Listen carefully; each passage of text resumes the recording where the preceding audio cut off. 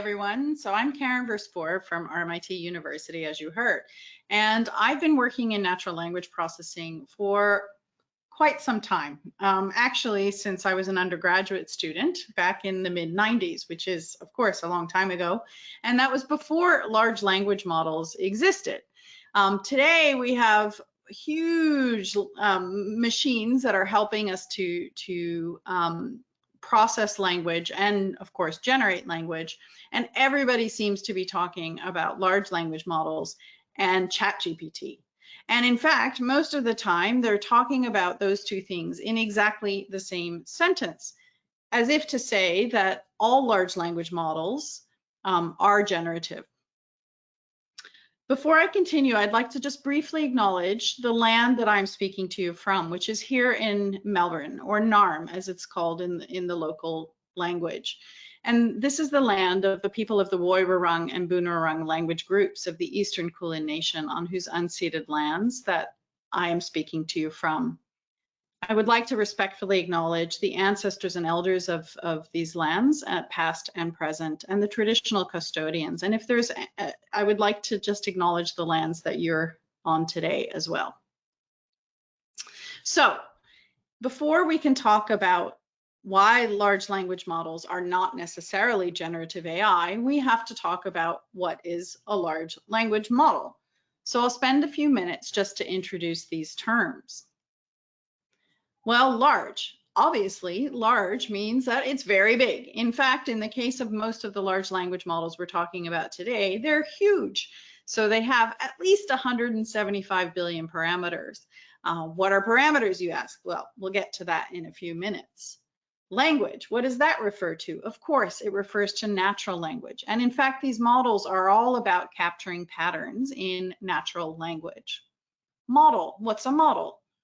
It's a statistical model, in this case, which is a probabilistic approximation of the data, the language data, that we feed into it. And it's derived from complex examination of word sequences. These models are useful to help us make predictions. So in the case of a language model or a large language model, we're processing large amounts of natural language text. We feed in a whole stack of words and sentences and paragraphs and documents, whether they come from websites or social media or maybe even books that we can feed into the model. They're collected from all sorts of places, and then they're fed into a model, which then produces a mathematical representation of the words and the word sequences in those documents. And so really the model is simply trying to learn a way to capture the probabilities of words, the sequences of words that are in the example documents that it has been fed. Ultimately, we're trying to generate this mathematical representation. And so if we want to think about what this might look like in mathematical terms, really what we're defining is a very high dimensional space where all of the words of a vocabulary of a language might exist in this space. And what we're trying to achieve is that in this mathematical representation, words which share context or share meaning will occur in a similar part of that high dimensional space. So we're trying to build a mathematical representation that allows us to compute with those representations such that when words go together in language, they are close together in the language model. So a word like cat might be represented by a vector of numbers, which defines a point in this high dimensional space. And words that we know are connected to that word, like dog or pet or kitten, should be close, should have very similar vectors. And so if we do a mathematical distance calculation between the vectors, we'll find that they have a high similarity or a low distance. So that's what we're trying to achieve. When we represent these words or these word sequences with this mathematical representation, the bigger the vector it is, the higher dimensional space that we're working within. And this actually allows us to represent more sophisticated distinctions between words and capture kind of more subtleties about the word, similarities and context. And in particular, if we think about deep models, we're doing actually multiple mathematical transformations of the text that we're feeding into the model, which allow us to capture increasingly complex features. How are these models derived? Well, they're derived through a process typically called self-supervision. And one way we do that is by masking the data and essentially tricking the model into trying to predict the word that we have masked. And so if we look at this example, the cat blank on the mat, we're trying to ask the model to guess what word goes in the blank. Now let's say the model guesses the word sat. Well, there's probably a text that in our corpus, in that collection of documents that we've made, where somebody has written the cat sat on the mat. And if we can find an example that corresponds to that, then we will reward the model because it's done well. It's guessed a word that actually fits into that context. On the other hand, if it guesses the word red, the cat read on the mat, we would give it a penalty because it's very unlikely that somebody would have written the cat read on the mat. Because guess what? Cats don't read. So it doesn't actually make sense in that context. And if we repeat this process over and over and over and over again, masking out words, asking the model to predict the word, and then rewarding a correct guess and penalizing an incorrect guess, we eventually build up a mathematical representation that captures the patterns, the probabilistic patterns, well. By doing this with a deep learning model, we have, as I said, the opportunity to extract complex features that build on features. So the first layer of a neural network model might be capturing the syntax of a sentence, whether something's a noun or a verb, whereas subsequent layers may develop more higher level relationships between words, depending on how they connect together in the example texts. And by having these very, very deep layer upon layer upon layer mathematical transformations of the data, the model eventually embeds or encodes the patterns that are observed in the text. I used the word parameters before. The parameters correspond to the weights in this network that can be adjusted. So either the weights of the individual elements of each vector in the hidden layers or the input layer, or the connections between them, those arrows that connect the layers. And so we have different numbers that we can manipulate with the reward or penalty mechanism. And those correspond to the parameters. So when we hear that something like GPT-3 has 175 billion parameters, we understand that that means that it has 175 billion weights or biases in the representation.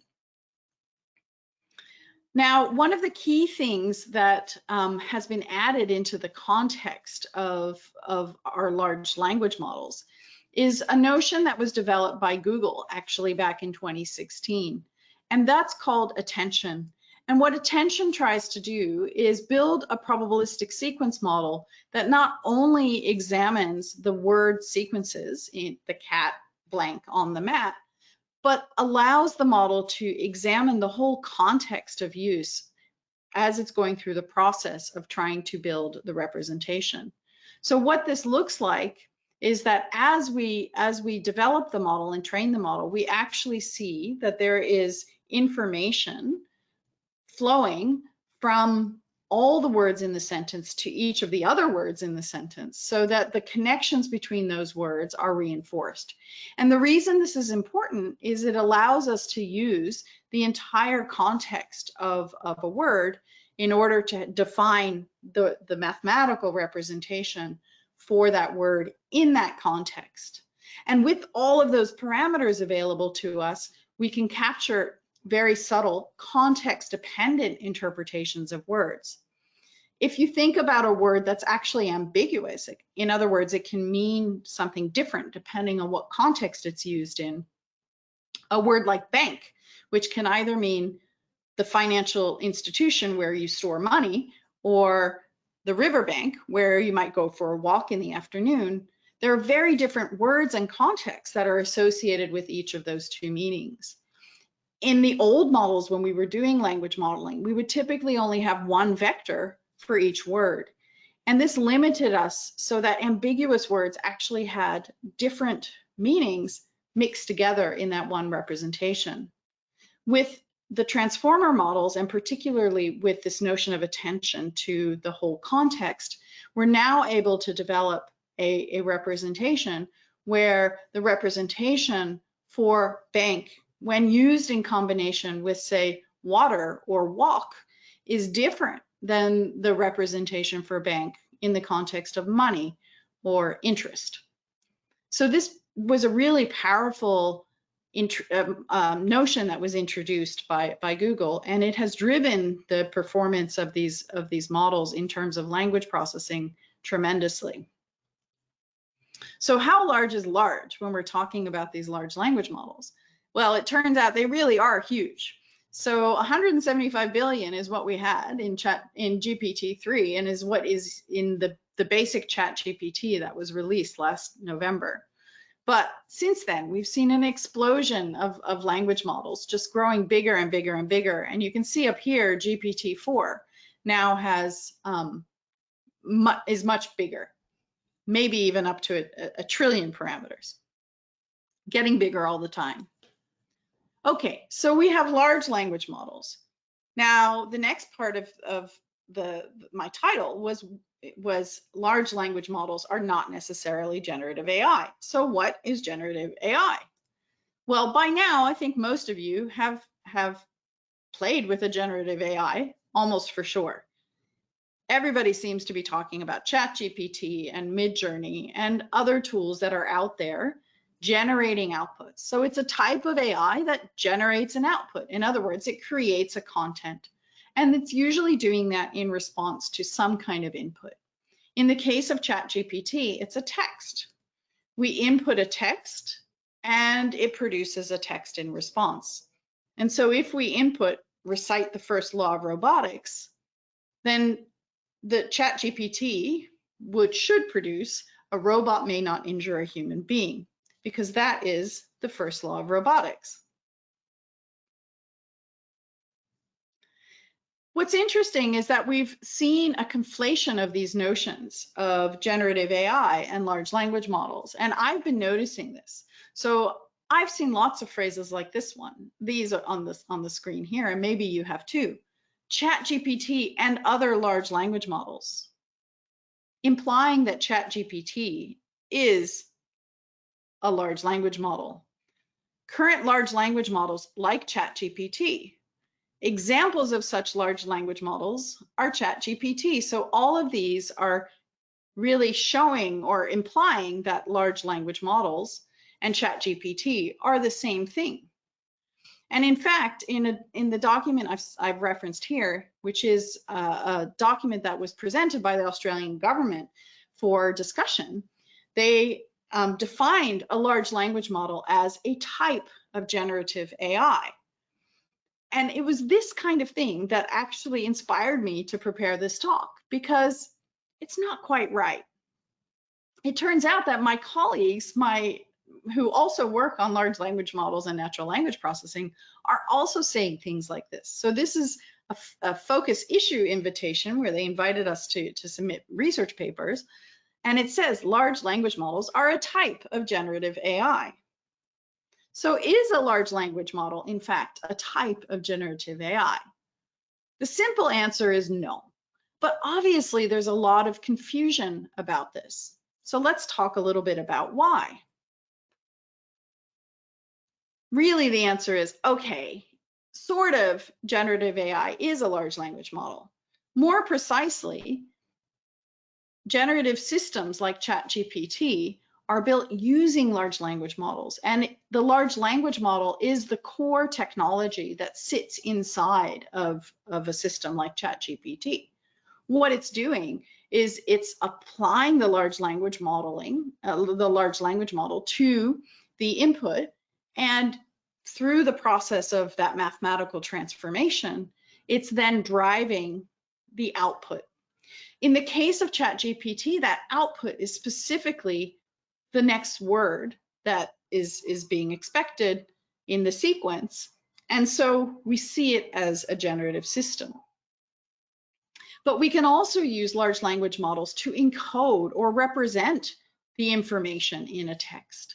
And in fact, we've been using large language models in this way for a lot longer than we've been using them in a generative way.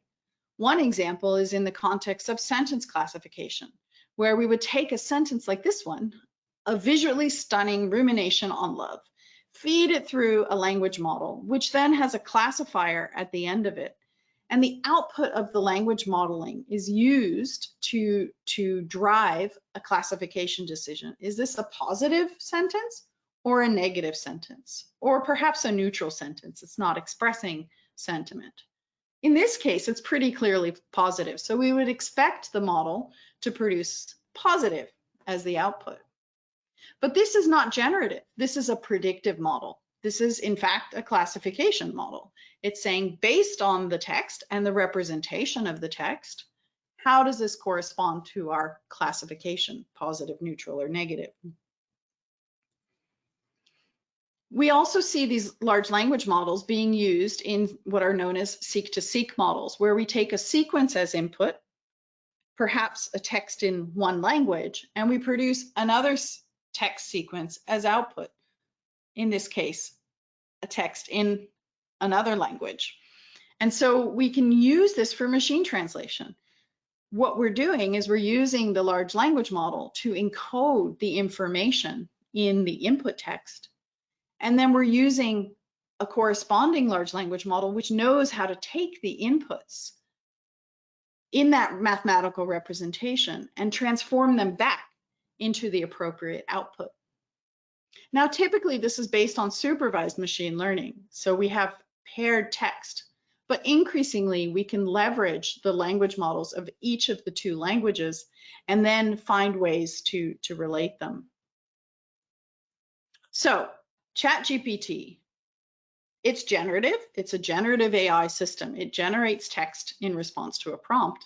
It uses a pre-trained large language model, which is effectively an amalgamation of all of the text that it has been trained on. And it's been trained to capture those probabilistic patterns in language use. And it's based on T, the transformer model, which uses that attention mechanism and is based on deep learning in order to infer a model that has the ability to distinguish words based on their contexts. What ChatGPT is really doing is actually just predicting one word at a time. So when we put that input, recite the first law of robotics, into the system, it's producing the next word in the sequence, which is A. And then it will proceed from there. And A becomes an input into the next phase. And so then it produces robot. And so on. So simplified, we can think of this as just a next word predictor. We can play this game too. We can ask, okay, if I start a sentence with the cat sat on the, what's the word that should follow? Now, most people would say mat, because that is a very common phrase, the cat sat on the mat, that many of us have learned, perhaps when we were trying to learn how to read as a primary school student. Mathematically, what we're asking the model to do is to select the most probable word to go into that slot. And you can think of this like predictive text on your phone, except that the model that's used to drive that next word prediction task is much more sophisticated than what's in your phone. But really, that's what it is.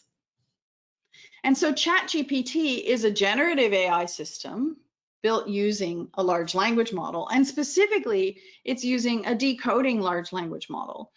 and using that to the representation of the input prompt to then drive the next word prediction task. And it's doing that one word at a time.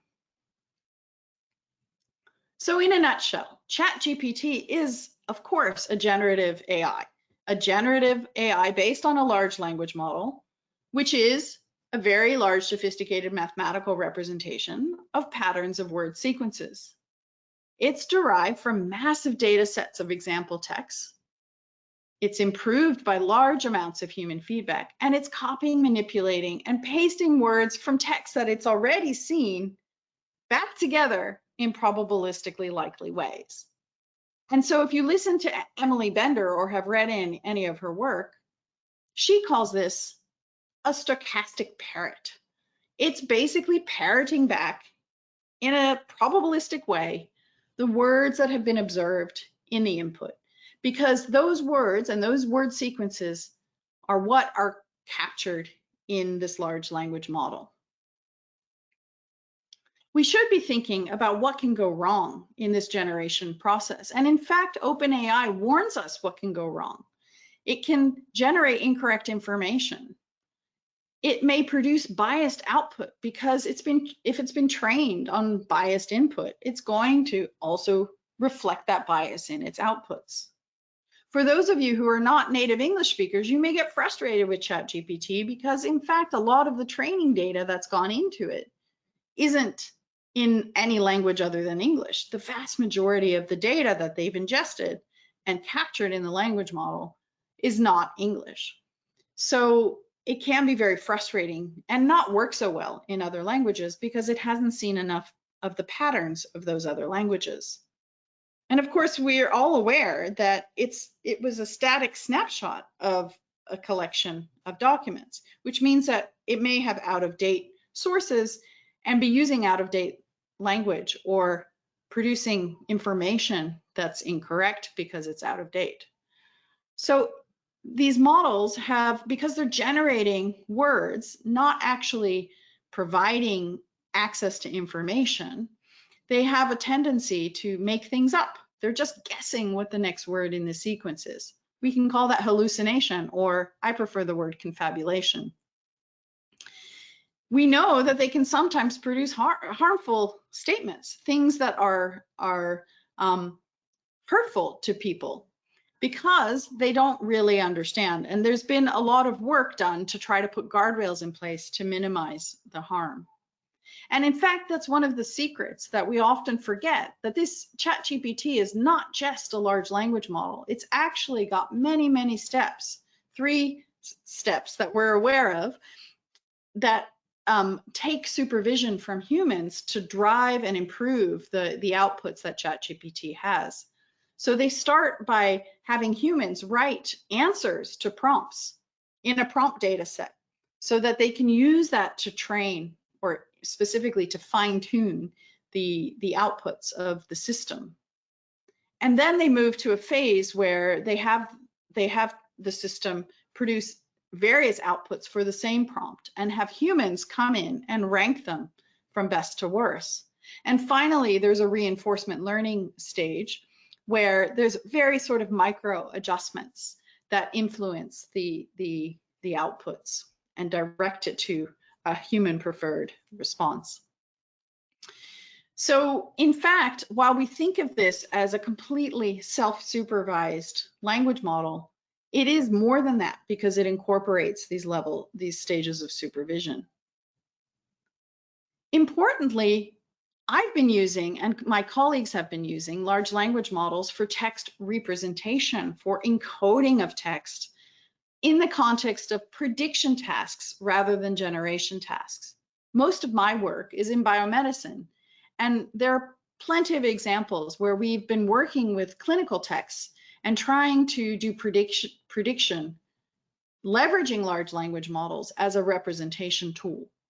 And what we often do is build a prediction task on top of the large language model. So we use the large language model to encode the text and encode the patterns in the text, and then have a classifier or some other kind of machine learning step as a second phase of modeling that sits on top of the large language model.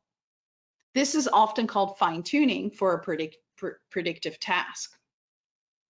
So some examples of this are, you might want to take a histopathology report, which is a particular kind of clinical report, and classify it as, oh, this contains information about an infection or not.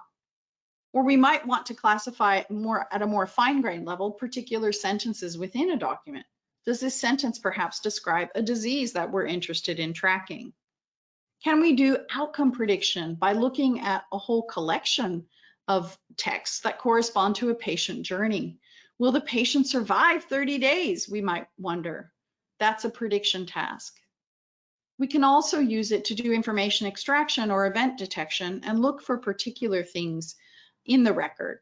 And again, you can think of this as a prediction task.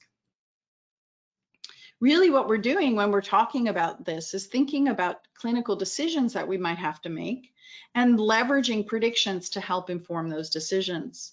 And at a high level, we can take patient data, feed them through a machine learning algorithm, and then leverage the model that results to help us find answers to questions. And really, these are predictions. One example of this from the image space, which is kind of easy to wrap our head around, is that given a bunch of examples of images and particular diagnoses that can be made from those images, we might have a classifier which can take a new image and then predict or detect the problem that we're interested in.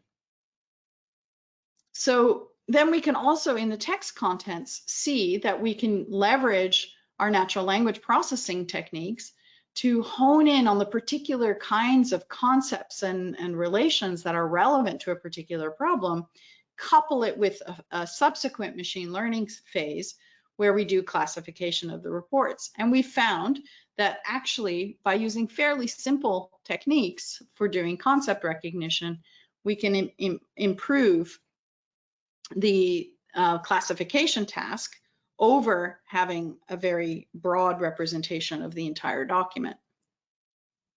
Finally, we can think about using large language models in the context of prediction tasks, again, in the medical context, for things like ICU or in-hospital mortality, 30-day unplanned readmission, prolonged length of stay, and so on. None of these are generative applications. They're simply applications that leverage the information in the clinical texts and are supported by a large language model.